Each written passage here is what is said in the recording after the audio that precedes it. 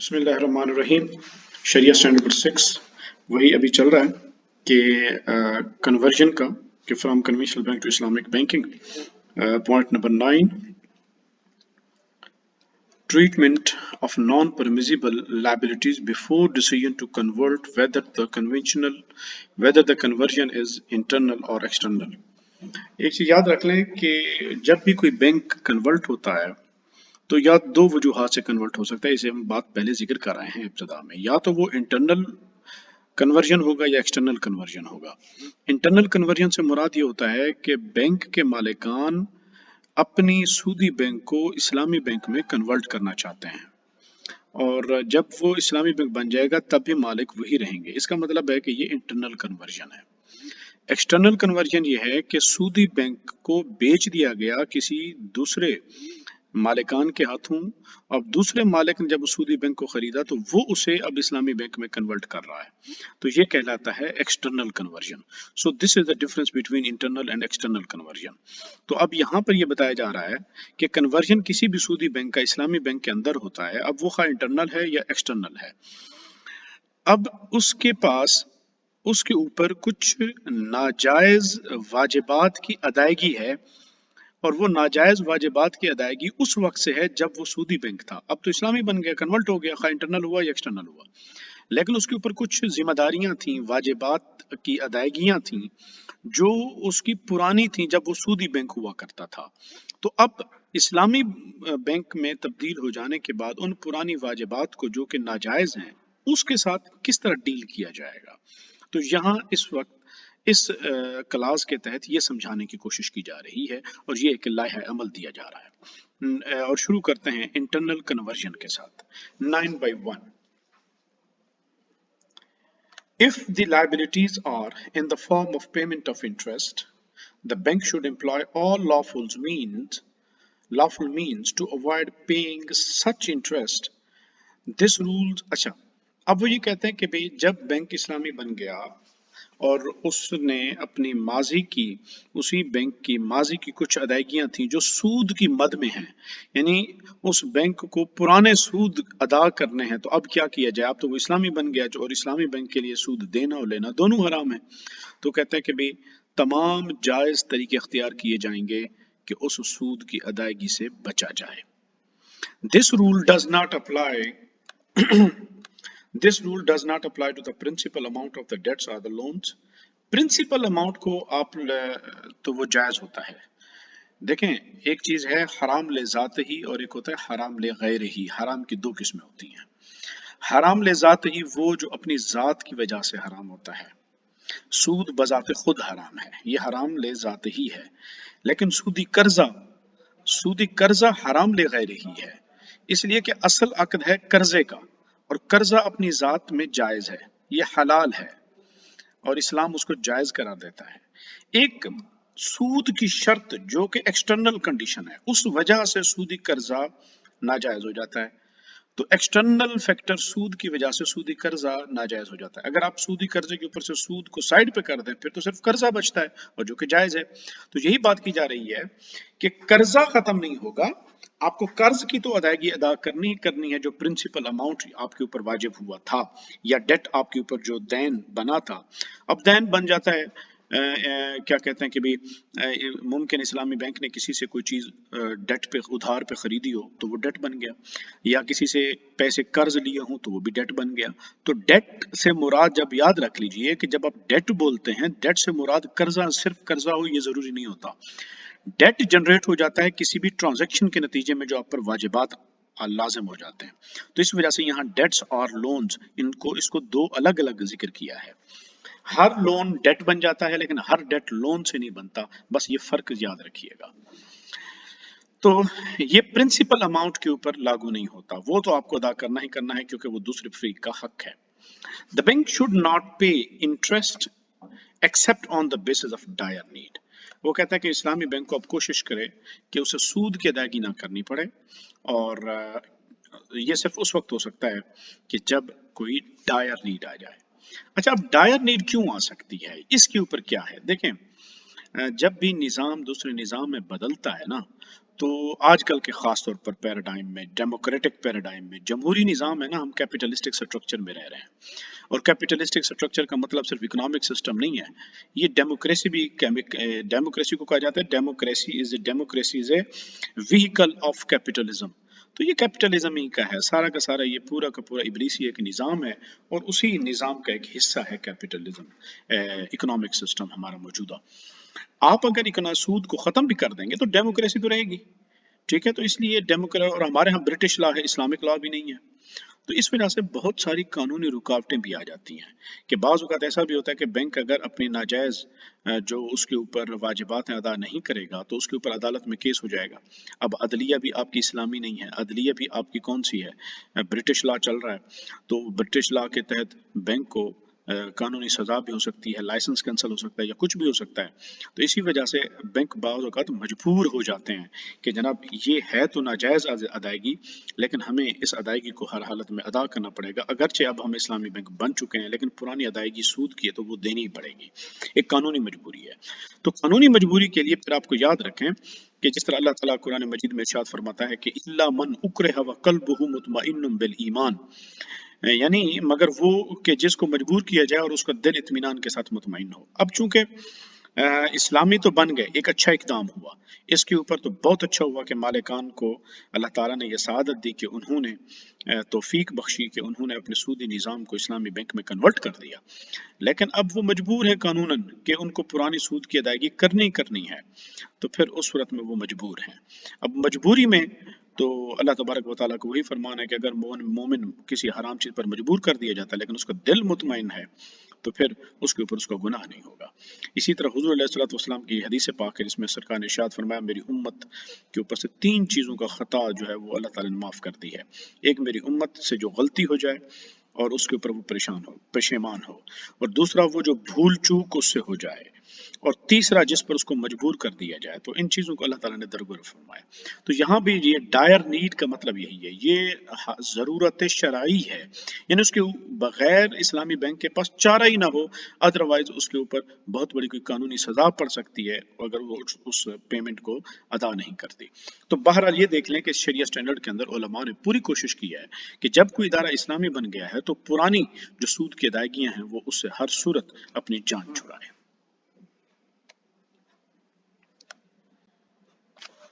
9/1/2 If the liabilities are in the form of obligations to provide non-permissible services, then the bank is obliged to make every effort to terminate such liabilities by refunding the consideration, even if it has to pay compensation for non-fulfillment of such obligation. وہ کہتے ہیں کہ bank کے اوپر کوئی liability ہے، ذمہ داری ہے، ادائیگی ہے، کس صورت میں ادائیگی ہے؟ کیش کی صورت میں ادائیگی ہے یا کسی اور صورت میں ادائیگی ہے؟ وہ کہتے ہیں نہیں، اسلامی بینک پر ایک چیز کی ادائیگی تو ہے، لیکن وہ ادائیگی کس صورت میں ہے؟ In the form of obligations to provide non-permissible services، کوئی غیر شرعی خدمت فراہم کرنی ہے اور اسلامک بینک اس کے پیسے بھی وصول کر چکا ہے. Then the bank is obliged to make every effort to terminate such liability.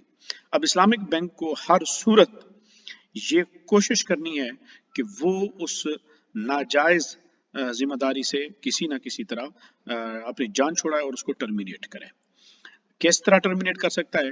صاحب ذرا جب سودی بینک تھا، معاہدہ ہوا کہ یہ جی حرام، مثال کے طور پر ہم شراب کی برآمد کے لیے LC کھول کے دی تھی، یا شراب کی برآمد کا کوئی مرابہ، کوئی شراب کی برآمد کے اوپر کوئی قسم کا کانٹریکٹ کر رکھا تھا کہ بھی ہم اس میں فیسیلیٹیٹ کریں گے، تو اس کے لیے کچھ انہوں نے چارجز ریسیو کر لیے تھے.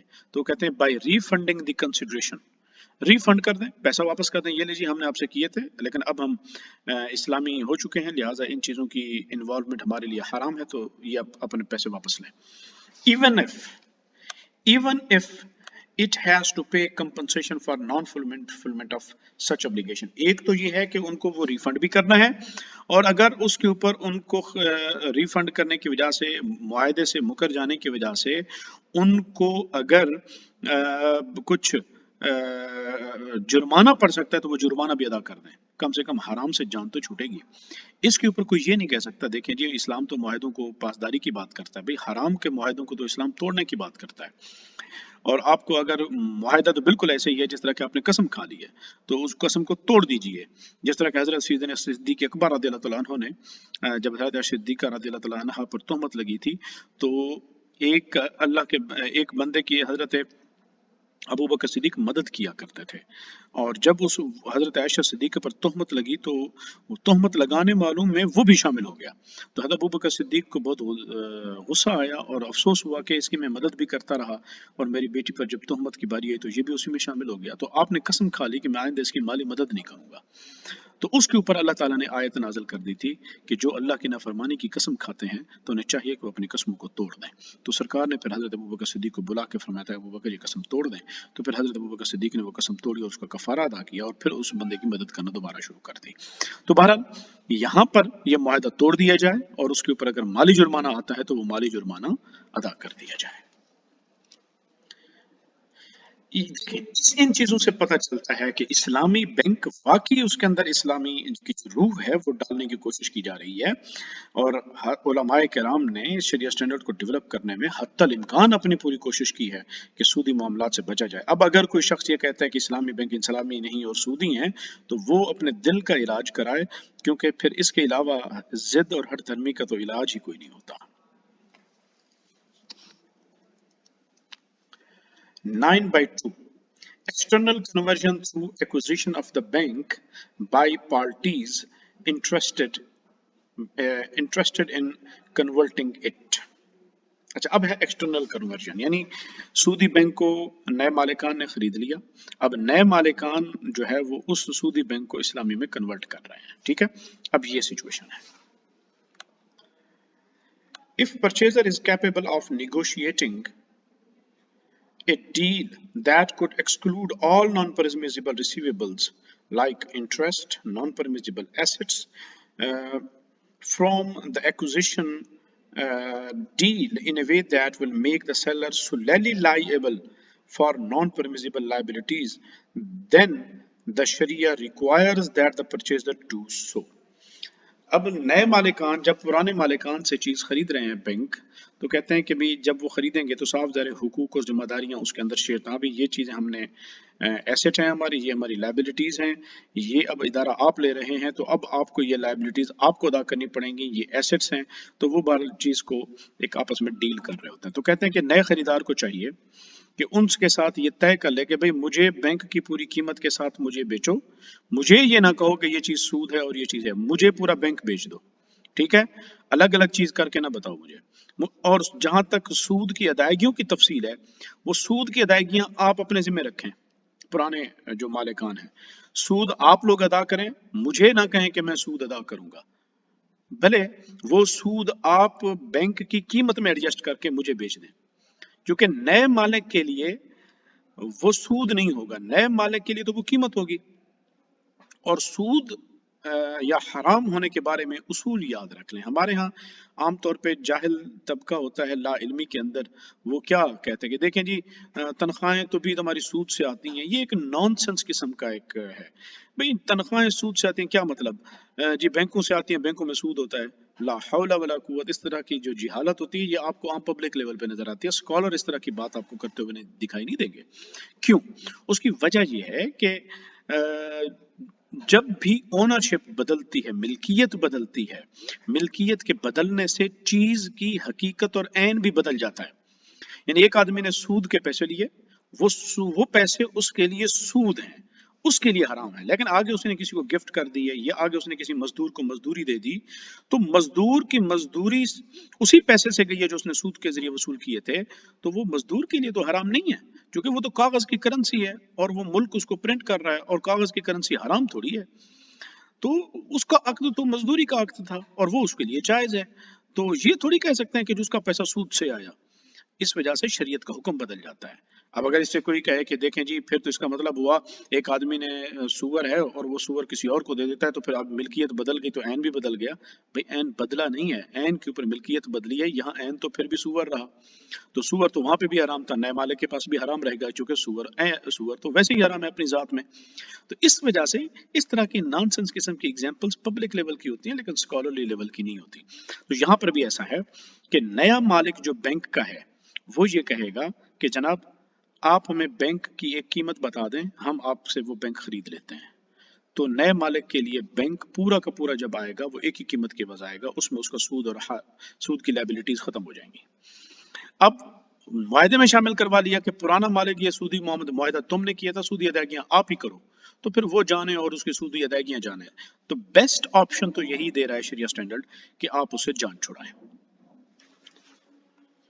However, if the accusation cannot be concluded unless all assets of the bank, including the non-permissible assets and receivables, are acquired, then the purchaser is required by Sharia to act as quickly as possible to dispose of non-permissible liabilities, even if the purchaser has to suggest to the creditors of the bank an earlier repayment for discount.